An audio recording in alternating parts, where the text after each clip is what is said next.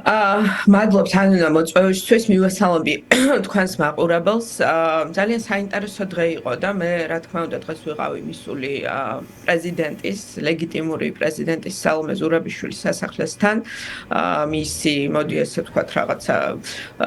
სასახლიდან ყოველ შემთხვევაში გაცილების ცერემონიალში ვიღებდი მონაწილეობას და ჩემთვის ვფიქრობდი, როგორი ირონიული არის ვითარება, ძიმე და თან ირონიული ვითარება, რომელიც შეიქმნა საქართველოში, იმიტომ რომ მე კარგად მახსოვს, რომ ის ინაგურაციაში მე არ მიმიღია მონაწილეობა, მიუხედავად იმისა, რომ მიწვეული ვიყავი როგორც პარლამენტის წევრი, იმიტომ რომ ძალიან ბევრი დარღვევა იყო მაშინაც არჩევნებზე და ამის გაპროტესტების ნიშნად მაშინ ოპოზიცია არ ესწრებოდა ინაგურაციას. და რამხელა ვარდნა განიცადა ჩვენმა, ასე ვთქვათ, ქვეყანამ, რეალობამ ჩვენს ქვეყანაში, რომ დღეს ვხედავთ, რომ ესე იგი ქართველი ხალხის მხარეს, ანუ დემოკრატიის მხარეს, როგორ გაიზარდა მთლიანად წარმომადგენლობა, ხო, არა მხოლოდ ადამიანების და მოქალაქეების, არამედ პოლიტიკური სპექტრისაც, რომ ფაქტიურად ყველა, ვინც ოდესღაც თანამშრომლობდა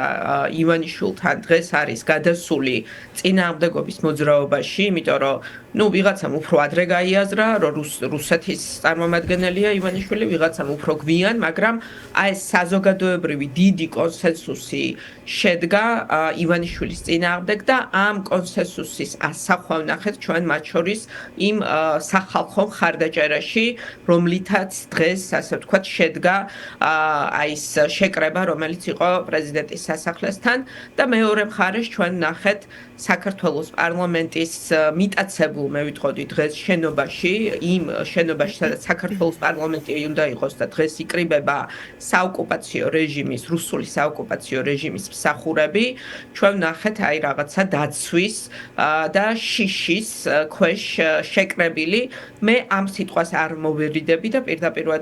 ვიტყვი სამშობლოს გამყიდველი მოღალატეების შეკრება. არ აქვს მნიშვნელობა იქ ვინ რა რანგით იყო წარმოდგენილი, ვის რა ფორმა ეცვა და რა სტატუსით იყო წარმოდგენილი, იმიტომ რომ თუ ვინმეს ჰქონდა რაიმე ეჭვი იმასთან დაკავშირებით, რომ ბიძინა ივანიშვილი არის რუსეთის მსახური, რომ ის ამ ქვეყანაში ატარებს რუსულ ინტერესებს, მე მგონი ჩვენი სტრატეგიული მოკავშირის მიერ მისმა სანქციებამ, როგორც რუსეთის გავლენის აგენტის, გასცა პასუხი და ამიტომ ურავის ექნება რაიმე ილუზია, ვინც რჩება დღეს ივანიშვილის სამსახურში, ყველა ასევე ატარებს იგივე სტატუსს, ოფიციალურად არის თუ არ არის სანქცირებული, ისინი არიან რუსული რეჟიმის თანამშრომლები, ემსახურებიან რუსეთს და შესაბამის პასუხს გასცემს და პასუხს მოსთხოვს მათ ქართველი ხალხი ძალიან მალე. კი ბატონო, და აი სანქცირება ახსენეთ, ქალბატონ სალომე, და აი ქართული ოცნება, თქვენც მოისმენთ განცხადებებს, რომ აი რაღაცნაირად ცდილობს დისტანცირება მოახდინოს, რაღაცა ტრამპის ადმინისტრაცია იქ 20 იანვარს ელოდებიან სწორება ამ თარიღზე აქვთ და სანქცირებასთან დაკავშირებული გადაწყვეტილების თითქოს აი რაღაცა არაფერ კავშირში არ არის, აი რაღაცა ცალკე იყოს ამერიკის მიერ დასანქცირებული ივანიშვილის საკითხი და ტრამპის თემა. დღეს სხვათა შორის კობახიძემ კიდევ გაიმეორა, რომ ადრე თუ 20 იანვარს ელოდებოდნენ, ეხლა თქვა, რომ საქართველოსთან და ამერიკას შორის ურთიერთობის გადატვირთვა დამოკიდებულია უკრაინაში ომის დასრულებაზეო, ეხლა რაღაცა კიდევ უფრო გადაწიეს ეს პროცესი. რა ხდება ზოგადად ამ კუთხით და რამდენად სწორია მათი მხრიდან აი რაღაცა დიფერენცია აი ამ სანქციების და ტრამპის თითქოს სხვადასხვა ქვეყანაზე ან სხვა პრეზიდენტზე ვსაუბრობდეთ. მე ახლა უფრო უკეთესად ვერ გავცემ ამ კითხვას პასუხს, ვიდრე უპასუხა ამ კითხვაზე პასუხი გასცა ტრამპის მომავალმა მრჩეველმა ეროვნული უშიშროების საკითხებში, რომელმაც პირდაპირ თქვა, რომ ურავინ შეეცდება ამერიკის მტრები შეეცდებიან, რომ დაყონ ადმინისტრაცია, ასე ვთქვათ, და რაღაც ისარგებლონ იმით, რომ ადმინისტრაცია იცვლება ჩვენი ინტერესების საწინააღმდეგოდ, ამას ისინი ვერ მოახერხებენ, მე მგონი ამითი იყო ნათქვამი ყველაფერი. მე ერთი რამ არის, რომ ქართული ოცნება, რა თქმა უნდა, ამითი ცდილობს, რომ ვიღაცა დაამშვიდოს, იმიტომ რომ სინამდვილეში სრული პანიკა არის მათ რიგებში, იმიტომ რომ ყველას კარგად ესმის და ჩვენ ვნახეთ ეს მათ შორის აი მათი მთავარი პროპაგანდისტის რუხაძის განცხადებებში, რომ აბსოლუტური პანიკა არის, სანქცირება და ყველას ესმის, რომ ივანიშვილის სანქცირება ამ ეტაპზე მოხდა ჯერ კიდევ რაღაცა, ასე ვთქვათ, დაიტოვეს გზა, რომ კიდევ უფრო დაამძიმოს სანქციები, ანუ ყველაზე მძიმე სანქციები ჯერ კიდევ არ არის მის წინააღმდეგ გამოყენებული, იმიტომ რომ შეეძლოთ, რომ სრული სანქცირება მოეხდინათ მისი მთელი ოჯახის და ისეთი სანქციები შემოეღოთ, რომელიც პირდაპირ ვიტყვი, რომ საქართველოს ეკონომიკაზე კიდევ უფრო მძიმე შედეგს იქონიებდა და მე ვფიქრობ, რომ ამიტომ რაღაც, ასე ვთქვათ, ეტაპობრივი მიდგომა არჩიეს, დაიწყეს უფრო სუბუქი ფორმებით და ეს ფორმები მხოლოდ შეიძლება დამძიმდეს მომავალში ივანიშვილი თუ ვერ მიიღებს შესაბამის სიგნალს და ვერ გაიაზრებს, ამიტომ მათ სჭირდებათ პირველ რიგში აი ამ პანიკის და შიდა ჩამოშლის პროცესის შეჩერება.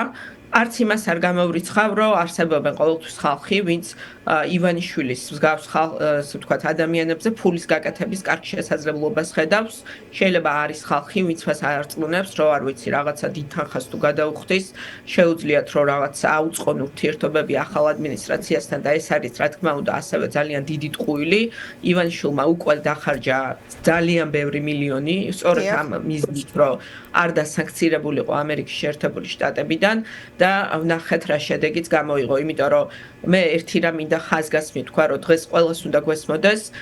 გეოპოლიტიკური განდევნა რუსეთის სასარგებლოდ, რუსეთის და ჩინეთის სასარგებლოდ ამ ქვეყნიდან ამერიკის შეერთებული შტატების და დასავლეთის არის პირდაპირ ეწინააღმდეგება ამერიკის შეერთებული შტატების მათ შორის ეროვნულ ინტერესებსაც. ამიტომ ცხადია, რომ არანაირი ცვლილება არ იქნება. პირიქით თუ შევხედავთ იმ განცხადებებს, რაც კეთდება ტრამპის პარტიიდან, კიდევ უფრო მწყობრი და კიდევ უფრო მკაცრი იქნება თანამიმდევრული პოლიტიკა, რომელიც გატარდება საქართველოში დემოკრატიის გადასარჩენად, იმიტომ რომ აქ ყველას გვესმის დემოკრატიის გადარჩენაზე. კი ბატონო, და აი ქალბატონ სალომე მინდა გკითხოთ სწორედ პროცესის გაგრძელებაზე და რას გულისხმობ, პროტესტი ბუნებრივია გრძელდება, არ ჩერდება და რაღაცა ყველამ კარგად იცის, რომ კონკრეტულ თარიღებზე არ არის დამოკიდებული, როდის შეიძლება იყოს რაღაცა ამ პროტესტის კულმინაცია, ან კონკრეტული შედეგი და ან ასე შემდეგ. მაგრამ აი, როდესაც საუბრობთ ქართულ ოცნებაზე, სახელმწიფო გუნდზე, რამდენად გაუჭირდებათ ახლა მათ თუნდაც ქვეყნის მართვა იმ პირობებში, რა პირობებშიც არიან. ყაველაშვილიც გაფორმდა უკვე ოფიციალურად, მორჩა მოკლედ მათი რაღაცნაირად ეს ოფიციალური გაფორმებები ამ გაყალბებული არჩევნების თუ ყაველაშვილის პრეზიდენტად დანიშვნის. ხომ აი ახლა როგორ გრძელდება დღის წესრიგი რაღაცა იზოლირებული და მარტო მყოფი პოლიტიკური გუნდის? მხოლოდ წინააღმდეგობის ფრონტის გაგრძელებით ქვეყნის შიგნით მე დარწმუნებული ვარ, რომ ეხლა ქართული ოცნების შემდეგი ამოცანა იქნება უпростоრად რუსული დავალება, შემდეგი ეს იქნება, რომ მაქსიმალური წნეხი შეიქმნას პროდასავლურ პოლიტიკურ აქტორებზე და მე არ გამოვრიცხავ, რომ დაიწყოს სამართლებრივი დევნა და შევიწროვება ყველა პროევროპული პოლიტიკოსის, იმიტომ რომ თუ ჩვენ შევხედავთ რა მოხდა ბელარუსში, რა მოხდა რუსეთში და ზუსტად ამ სცენარს უდებს, ხო, რუსეთის სპეცსამსახურები ივანიშვილს როგორ უნდა იმოქმედოს, მათი ამოცანა იქნება, რა თქმა უნდა, რომ ასე ვთქვათ, შეავიწროვონ მაქსიმალურად როგორც არასამთავრობო სექტორი, მათ შორის აგენტების შესახებ კანონის გამოყენებით, ასევე პოლიტიკური სპექტრი, ანუ მათი ამოცანა იქნება გაწმინდონ მთლიანად ქვეყანა პროდასავლური ელემენტებისგან, როგორც რუსები ეძახიან, არასანდო ელემენტებისგან, ამიტომ ამას უნდა დაუპირისპირდეს მხოლოდ და მხოლოდ კოორდინირებული და ძალიან წყობრი პოლიტიკური და საზოგადოებრივი წინააღმდეგობის ფრონტი და უნდა გაიზარდოს და ასე ვთქვათ, გამყარდეს, უფრო უნდა გაძლიერდეს, ერთიანობაც უნდა გაძლიერდეს, შინაარსობრივათაც უნდა გაძლიერდეს შიდა წინააღმდეგობის ფრონტი და ამიტომ არის, რომ არავინ არ აპირებს დაშლას. ახალ წელს ჩვენ ყველა ხვდებით ერთად რუსთაველზე, ეს უნდა იყოს უპრეცედენტო ეროვნული ერთობის ჩვენება, ჩვენი ქვეყნის ევროპული თავისუფალი მომავლის დასაცავად მთელი საქართველო უნდა შეიკრიბოს სწორად თბილისის და სხვა ქალაქების ქუჩებში ახალი წლის ღამეს და ეს წინააღმდეგობა, შიდა წინააღმდეგობა გაგრძელდება, საერთაშორისო იზოლაცია და წნეხი ამ რეჟიმზე ასევე გაგრძელდება. მე ველოდები, რომ ძალიან სწრაფად რომ ახლა არდადეგების პერიოდი დაემთხვა და ამ პირობებშიც კი ვნახეთ რამდენი მნიშვნელოვანი განცხადება და ნაბიჯი გადაიდგა და ვფიქრობ, რომ გააქტიურებასთან ერთად კიდევ უფრო მწყობრ რეაქციას ვნახავთ. ჩვენ ვნახეთ მათ შორის გერმანიის ფედერაციის განცხადება, რომ სასწრაფოდ უნდა დაიწყოს მსჯელობა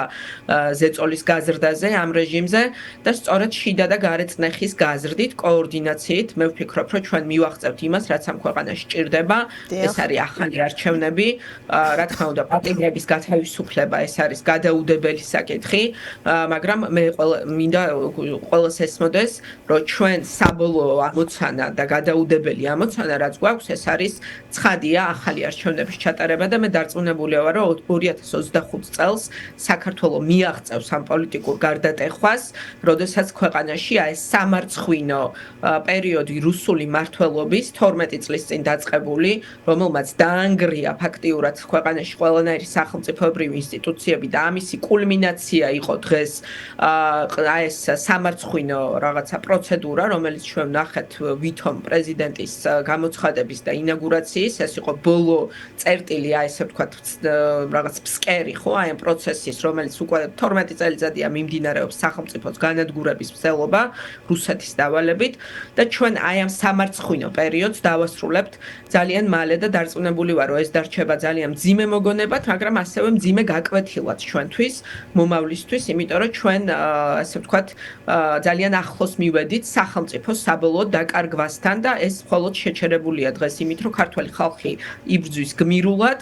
იმით, რომ პოლიტიკური კლასი არ აპირებს არსად გაქცევას, პოლიტიკური კლასი აპირებს ბრძოლას, მათ შორის პოლიტიკურს, მათ შორის პროტესტის გზით და ჩვენ ამ ბრძოლას დარწმუნებული ვარ, რომ 2025-ში ექნება გარდამტეხი ცვლილების მომტანი იქნება ეს ბრძოლა ჩვენი ქვეყნისთვის. კი ბატონო, და ქალბატონ სალომე, აუცილებლად მინდა გკითხოთ, სავარაუდოდ ალბათ თქვენც ნახავდით და მოусმენდით გუშინ ნოდარმელაძის შაბათში გასული ექსკლუზიური ინტერვიუ გედედის ყოფილ მაღალ ჩინოსნასთან ბატონ შაიშმელაშვილთან. ძალიან ბევრი მნიშვნელოვანი გზავნილი მოვისმინეთ მისი მხრიდან, კონკრეტული ფაქტებით, სახელებით და გვარებით მოყვა თუ ვინ როგორ იღებს გადაწყვეტილებებს, ვინ როგორ არის ხაზზე პირადად ბიძინა ივანიშვილთან უფრო მეტიც 5 ივლისთან დაკავშირებით საერთოდ გამაოგნებელი იყო თურმე ჯაღმაიძესგან რომ იღებდნენ მითითებებს ხომ პოლიციის წარმომადგენლები გულისხმობს საპატრიარქოს პრესამსახურს. აი, რა სიტყვით ზოგადად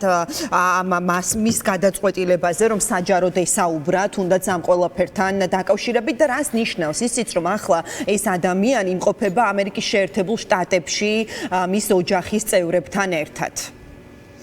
რა თქმა უნდა, ძალიან მნიშვნელოვანია, რომ სისტემის შიგნით არის დაწყებული ძალიან ჯანსაღია ეს პროცესი, რომ